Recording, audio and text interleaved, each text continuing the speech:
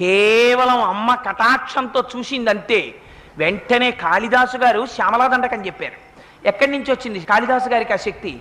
అమ్మవారు మూకుడని కంచిలో దేవాలయంలో ఎప్పుడూ కూర్చునుండేవారు. ఆయన పేరేమిటో కూడా ఎవరికీ తెలియదు. ఆయన మూగివాడు. సాధారణంగా మూగితనం ఉంటే చెవుడు కూడా ఉంటుంది. ఆయన ఎప్పుడు మాట్లాడేవారు కాదు, అలా కూర్చుని ఉండేవారు. ఆయన అదృష్టం పట్టింది. ఒకనాడు అమ్మవారు అలా వెళ్ళిపోతూ చూసింది. చూసి నిర్హేతుకంగా అమ్మ తన యొక్క కరుణని ప్రసరింపచేసింది కళ్ళల్లోంచి. అంతే. కొంతమంది అంటారు మూకుడికి తన తాంబూలం తీసి ఆయన నోట్లో పెట్టిందంటారు. ఏదైతేనే అమ్మ కరుణ ప్రసరించిందంటే వెంటనే ఆయన నోటి వెంట 500 శ్లోకాలు వచ్చాయి.